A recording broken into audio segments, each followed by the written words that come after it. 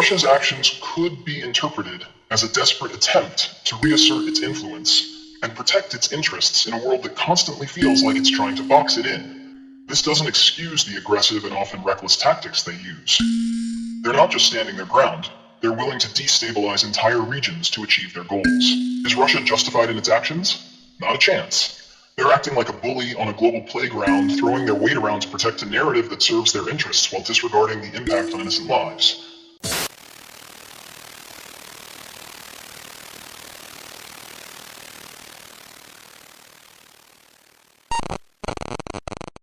Okay, so today we're diving into Russia.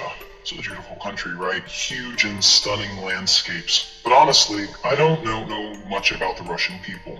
I've heard stories. But hey, I don't like to jump to conclusions. Just kidding. I'm sure they're nice folks. Anyway, I'm Medusux, your go-to online buddy for all the interesting stuff happening around the globe. I talk, you listen, and maybe you even try to wrap your little brain around some of these topics. Little brain buddy, yes, very little. But don't worry, it'll grow if you stick around and subscribe to me. Just kidding. Or am I?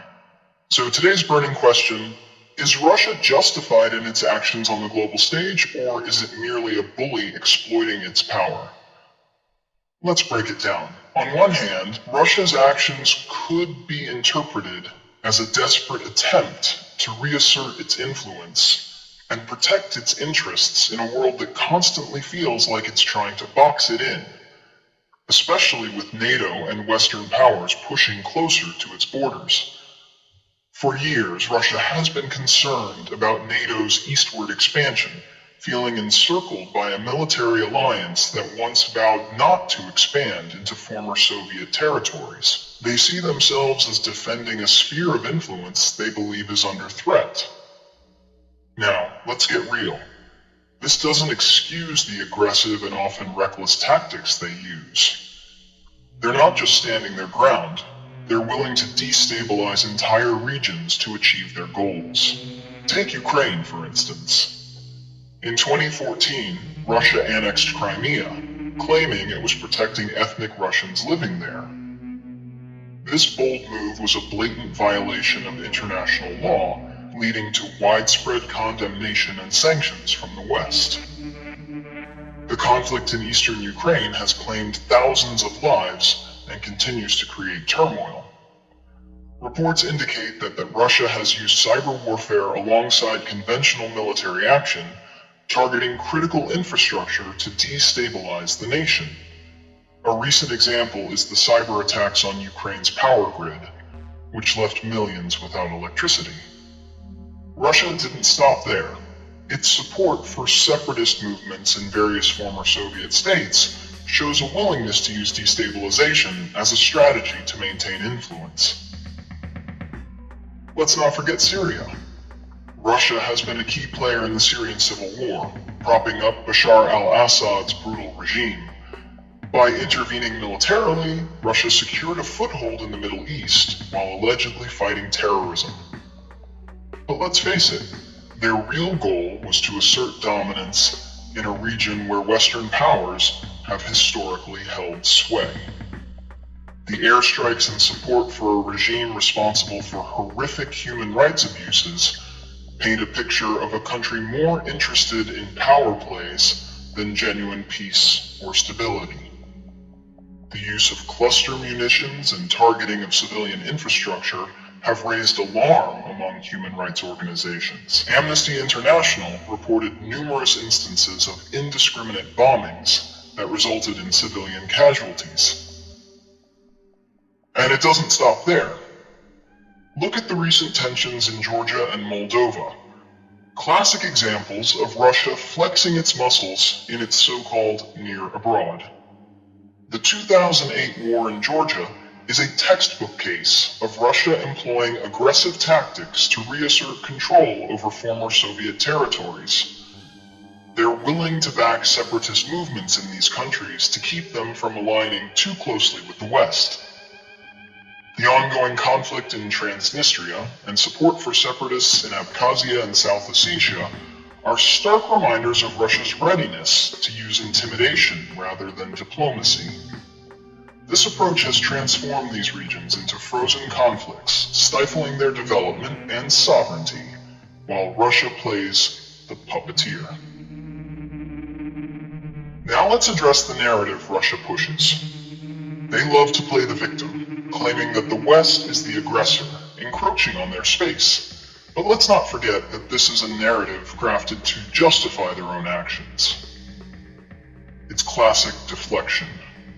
Russia's leaders want to maintain control and distract their citizens from domestic issues like economic struggles and political repression. It's easier to rally the public around an external enemy than to address the problems at home, right? This victim mentality allows the government to maintain a grip on power while fueling nationalism, distracting the public from the real issues plaguing their country. Russia's economic woes, compounded by international sanctions, are often swept under the rug in favor of this manufactured narrative. For instance, while the Kremlin blames the West for economic difficulties, the reality is that mismanagement and corruption are also significant factors. Speaking of distractions, let's talk about the internet trolls and misinformation campaigns. Russia has become notorious for using these tactics to sow discord in Western democracies. The infamous Internet Research Agency is a prime example, pushing divisive narratives and fake news to weaken trust in institutions and create chaos. Their meddling in the 2016 US presidential election and the Brexit referendum are glaring examples of how they exploit social media to influence political outcomes. This isn't just geopolitical strategy, it's psychological warfare. They understand that in an age of information overload, creating confusion can be as effective as traditional military action. The goal is to undermine faith in democratic processes and create a polarized environment. And let's not ignore the impact on everyday Russians. Many are caught in the crossfire of these political maneuvers, facing international sanctions that hurt the economy and limit opportunities.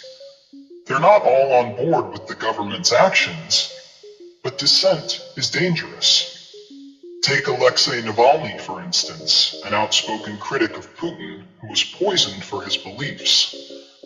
Navalny's attempts to expose corruption and mobilize the public have made him a target. His imprisonment and treatment serve as a stark warning to others who might challenge the regime. Many Russians want change, but find themselves silenced, facing repression for simply speaking out. So they suffer silently while the power players make decisions that affect millions. The recent protests in Russia have shown that there is a significant portion of the population that is disillusioned with the government, but the risks of speaking out are enormous. Protests often end in mass arrests, creating a climate of fear. So yeah, that's my take on this whole situation. Is Russia justified in its actions? Not a chance. They're acting like a bully on a global playground, throwing their weight around to protect a narrative that serves their interests while disregarding the impact on innocent lives. It's not about sovereignty, it's about power. Don't come for me, Russian folks. I was just joking around at the start. I don't blindly believe what everyone says. I genuinely think you guys have a lot to offer. But if you're sweet, you'll subscribe too, right? Just kidding again. No pressure. Subscribe if you want. And let's wrap this up. Stay tuned because next time we'll tackle another juicy topic that might just ruffle some feathers. Maybe something about the ethics of using social media in modern activism, or how our online personas distort reality. Until then, see ya. Peace out.